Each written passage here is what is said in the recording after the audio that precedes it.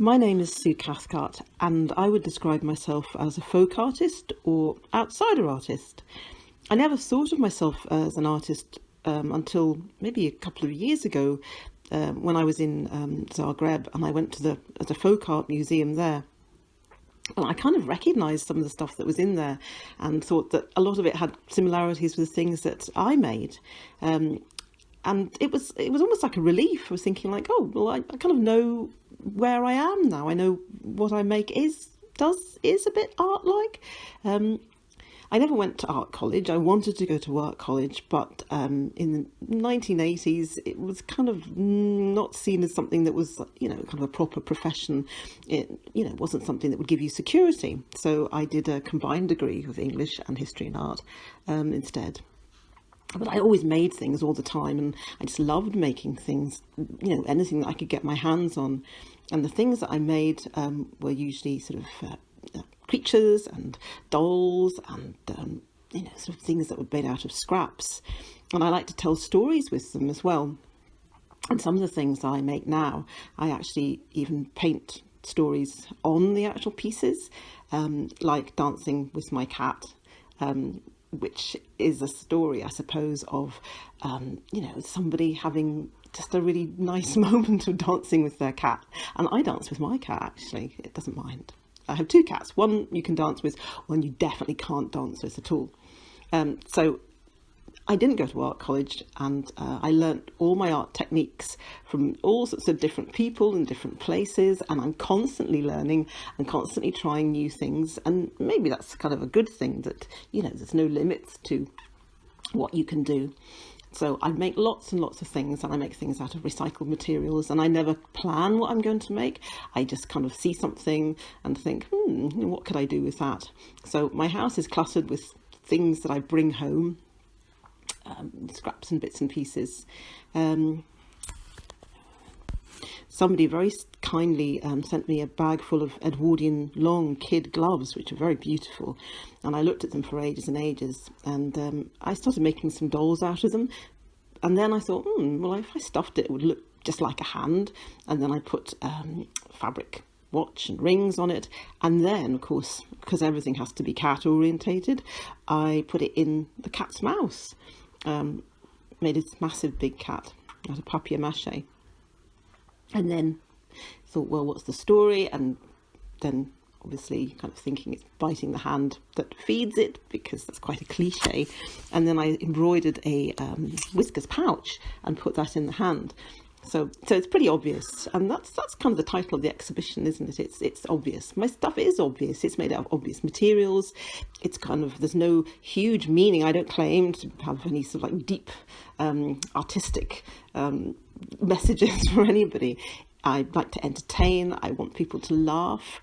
I used to be a literacy teacher, and I use words an awful lot, especially newspaper headlines, which I cut out and rearrange to make things funny. And I like the idea of stories and making something from nothing.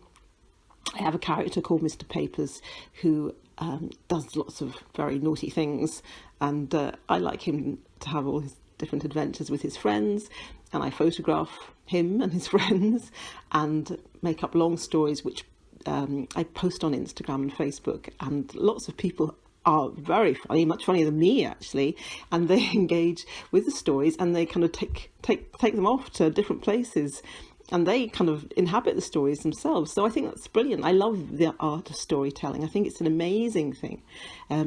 So most recently, obviously with lockdown, I've been making characters and creatures based on what's happening at the moment. And my little lockdown characters are made out of headlines from the Guardian newspaper, about not wanting to go out and people being frightened. And I think it's a very difficult time. And I think that art and craft and making things are very important, because it takes you out of yourself. It takes you away from your worries. And I think especially with craft, because it's all about repetitive movements and it's very soothing, and you have something that's kind of, that will be, well, hopefully will be okay, but it's at the end of it, But I think with art and craft especially, it's the act of making which is so important. Anyway, I love making things, and I won't ever stop making things, and I just hope that I make people laugh.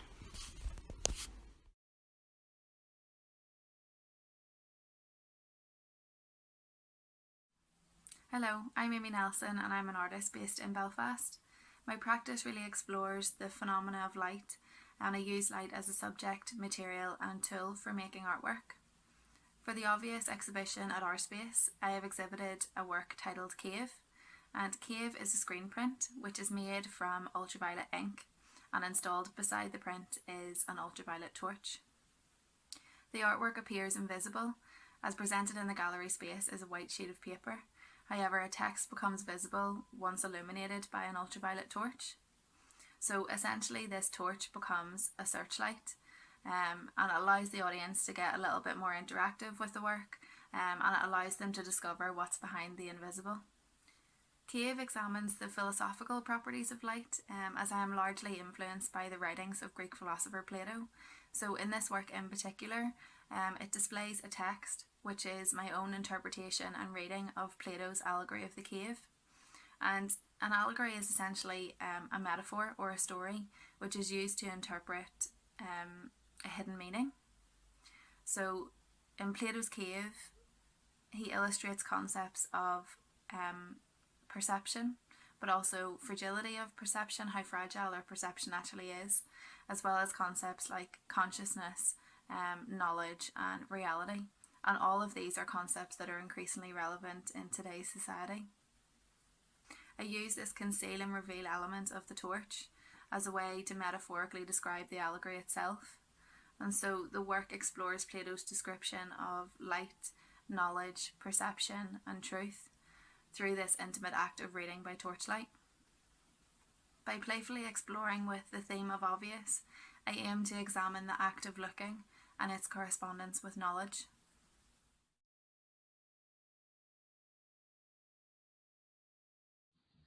The 8th instalment of Materials, Messages and Meaning, under the title of Obvious. An interesting challenge, as nothing in my work is probably ever obvious. However, I think the challenge of submitting work for this show was, looking at the context of recent work where I've started to simplify things, and not knowing how well or not that would be received or selected indeed for the exhibition. So thanks for the team at Our Space for selecting it. The first piece I'll refer to is called Spilt Milk. I think it probably demonstrates the simplicity of the approach I've maybe taken over the last 18 months. I've been sort of preoccupied with a few themes, probably linked to what's going on in the world today. And I think this piece, obviously, hopefully people recognise the outline of Ireland. And lots of issues have been going on over the last few years in relation to the outworking of Brexit. I think this piece was what was the motivation? I think I was listening to the car radio one day, and one of the bizarre things is there was a farmer on. This was not long actually before the deal was made. I sort of would caveat deal. Who knows what deal we'll ever have?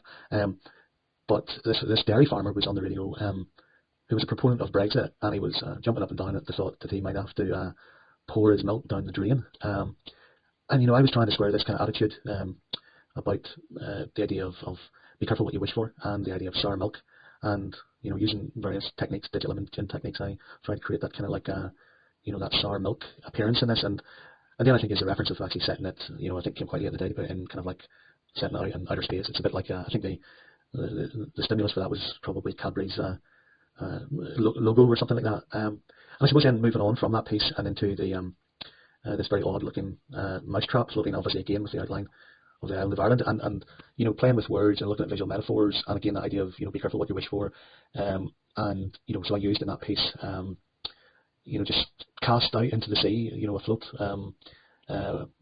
some ideas of things it references, and this idea of having a raft, but was actually going nowhere. I find this again using some sort of farming reference, and maybe it's not clear, but those inflatables are actually the buoyancy of this raft is from inflated pigs' carcasses, and I find those, as a magpie, I collect and look and archive lots of images, and it just seemed to work for me in this context. And then the idea of placing it, and just at the top of the image you'll see is it a sunset or is it a sunrise? So it's a sort of questioning of what it is that lies ahead. I suppose the waters could be slightly more choppy, but they are what they are. Then moving on to the next piece, which is it's actually the second or third in a series of what I refer to as the Trojan trinkets. And again, rooted in issues of today and society and politics, and it does have a reference in terms of the Declaration of Independence back in 1916, which is actually ghosted in the background of this. And people have often asked me in the previous pieces that I've done in the series is what's this about, and it really is reference to a very famous quote, equality is the Trojan horse to United Ireland. But that message has been delivered by different people now than maybe 20, 25, 30 years ago, and certainly in a different way. And I suppose it's very much a play with that. I use female images. I mean, a political party now features nothing but female leaders north and south of the border. So people take away from that what they want. And there is an issue in there about gender equality, which I'll maybe not go into on this.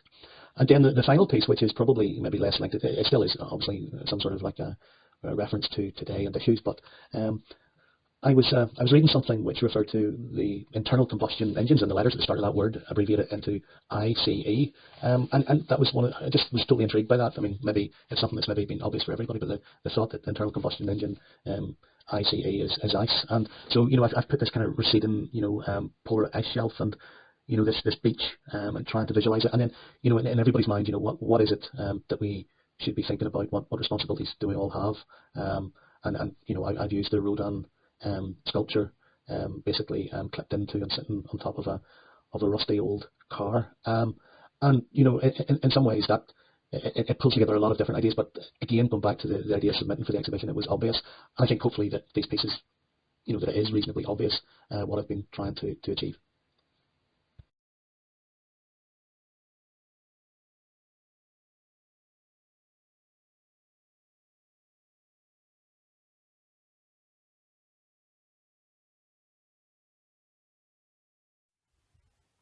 Hello, my name is Aoife O'Connor, and I am an illustrator and sculptor from County Down, Northern Ireland. And I'm going to talk to you about some ideas that I've been working on for the last year or so. I'm really interested in the human experience, and by this I mean the reactions and responses of individuals navigating social environments, such as domestic, public, or online settings. These environments become backdrops for both physical and mental consumption. And I'm interested in the effects that this constant access to food, commodities, and media have on the body and the mind, the side effects which come with it and can manifest from mostly harmless bad habits, such as biting your lip or spending too long in front of screens, to the more extreme impacts which damage long-term health and well-being. I explore how we as humans seek out comfort through self-soothing and self-medicating, and the sometimes hideous forms this can take in terms of eating disorders, alcoholism, or addiction. Because these topics are quite difficult and often carry such a stigma, I find it helpful for myself and audiences to use humour, and I think this feeds in nicely to a cartoon aesthetic which I've been adopting more so over the last few years in my practice. I think with cartoons it's easier to address reality because you're removing it from its context and placing it in a new, more accessible format. At the moment I'm working mostly in illustration, but I don't think that any media is completely exclusive. I see illustration as a beginning point for anything that I make or do. For me personally, it's very therapeutic to get things out on paper. And once these ideas are outside of your head, they often take on a life of their own. And over time, these quick sketches can become independent multimedia artworks over time. I like to tell stories through my practice. I think storytelling through images can be more accessible than just written word because it allows for instant engagement and interaction from the audience. My works included in the Obvious exhibition are 2 illustrations which I've completed in the last year, and they are exploring health and addiction. My first piece, Raspberry Nipple, was I made after I found out a loved one had cancer. In it, there are many nipples in different conditions, and I wanted to normalize the lesser spotted nipples of the world, those which are pierced or inverted or less than perky. And just to act as a gentle reminder to myself and others to regularly check yourself for any lumps or changes.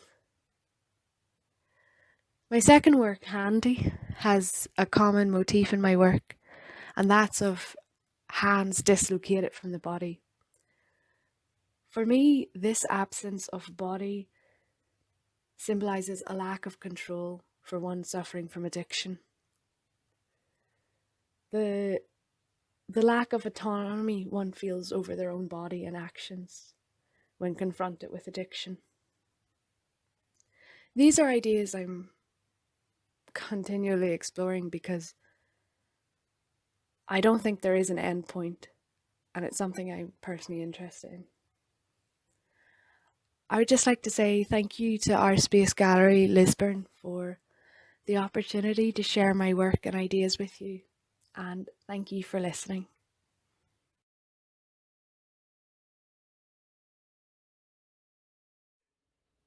Hi, how are you? My name is Jill Phillips. I am a textile designer. I studied at a college over in Scotland. Then I worked in the linen mills in Northern Ireland, and I created fashion fabric and interior fabric for companies all around the world.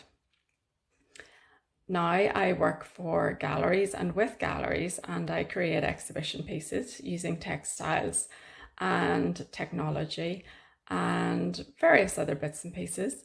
I love to tell stories. These stories are told through designs, prints, and patterns. The other thing I love to do is explore cognitive science and how the brain works. So really what our eye tells the brain that it sees, and if there's any difference between that and what we actually see or what we think we see. So one of the examples of that is I designed a table once, and the table had 5 legs. So everybody used to say, "Oh, I love your table, that's fantastic." But only after about 10 or 30 seconds did they realize the table had 5 legs. So there was a time lapse between your eye telling the brain that it was a table and then them actually noticing the details on the table. So what I do is I take these 2 elements, I take the cognitive science and I take the pattern and the print and the stories, and I combine those 3 elements together and I create a piece. Now the piece has things inside which will allow you to reconnect. So you can go and look at my pieces and my work, and things may not be obvious to start off with, but then if you go back and you re-engage with the piece, normally you can find hidden things or things that are new. The wallpaper that I have designed, No Jewels, is a beautiful wallpaper, and what I wanted to do with this wallpaper is create something that was really stunning and that you could have in your home. It looks like a traditional damask design, but when you look closely at the damask design, you will find that the actual design is made up of little gunmen. These images have been taken off wall murals from around Belfast. So when you look really closely at the design, then you will see that. So initially you look at the design, you take it in and you see its beauty. And then after that, you can really look at the detail. Now, the idea that I wanted to put across with this design was combining something that has such beauty with an uncomfortable subject matter. So the fact that the real beauty comes from something that we shouldn't like is a twist, and that challenges us in how we think about a piece of artwork. So with my wallpaper tea, anyone, the design for this came from the early 1920s, when there was an article in the newspaper which stated that the women were in the cafes in all their finery. They had their hats on, their best clothes, and then the juxtaposition of this was the gun holster that they carried around their waist. So initially, when you look at the design, you see the beauty, you see the mirror and the damask design within it and the florals.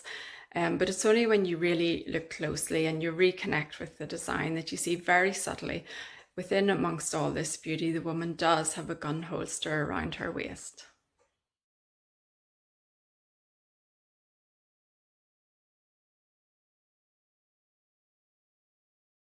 Hi, my name is Pauline Clancy and I'm a graphic designer, printmaker and lecturer based in Belfast. And this is just a short overview of some aspects of my work and practice.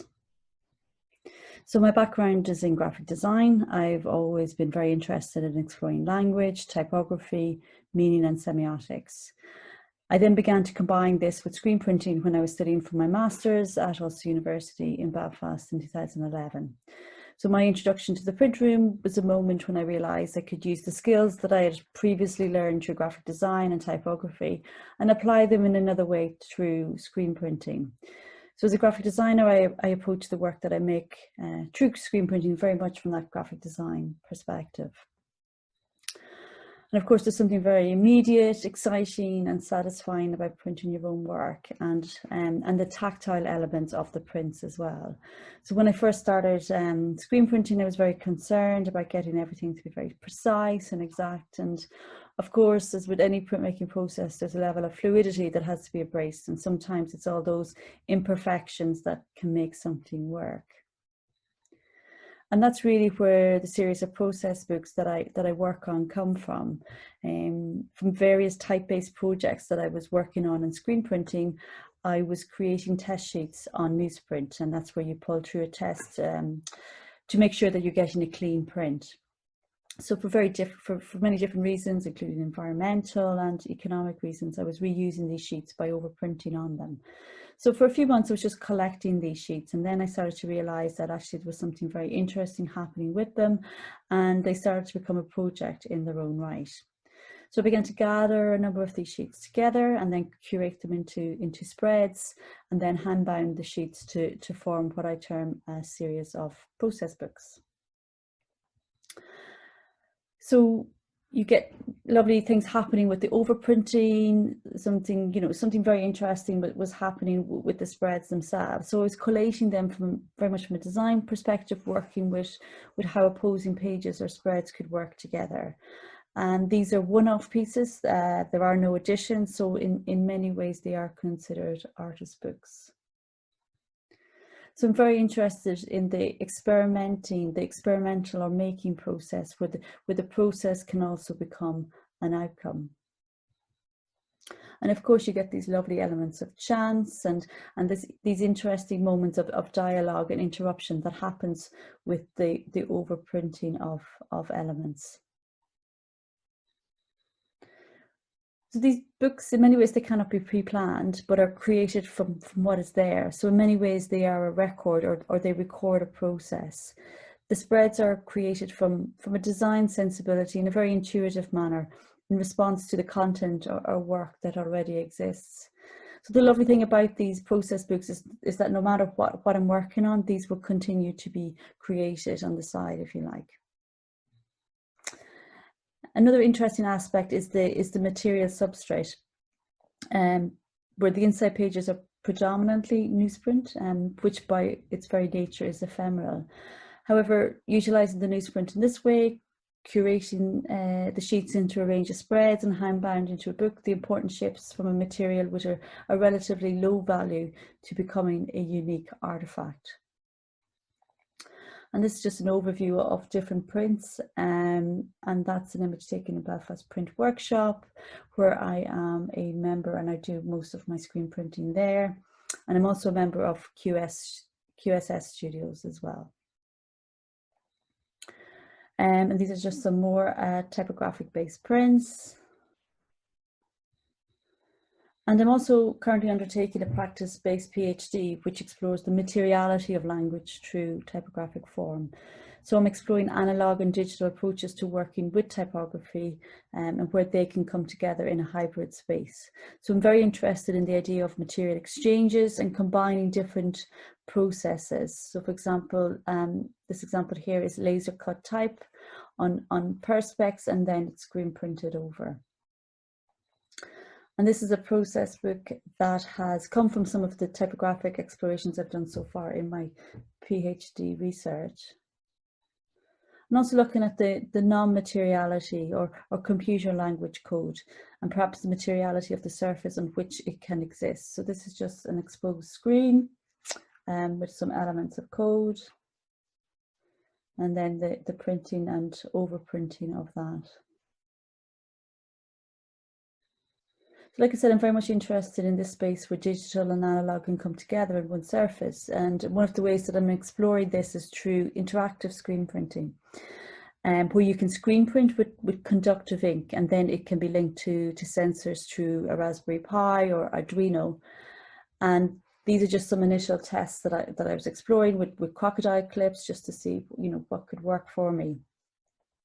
So when the conductive surface is touched, it activates something. And in my case, it will be a digital projection, a digital typographic projection. So the idea is that the printed text can come together with digital text on one surface.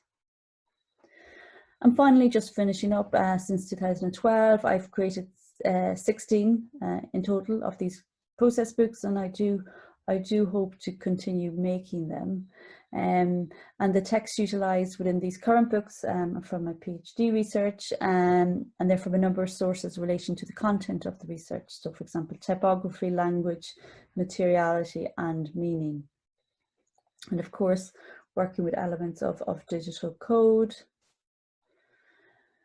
And I suppose the idea is through these books and these experiments with typography is that we can also consider language not just as a medium, but also as a material in itself. Like I said, there are no predetermined definitive visual outcomes intended for these newsprinted sheets, nor do I ever consider them final and complete pieces, but rather they record the performance of language of different moments and document a making process right throughout the research.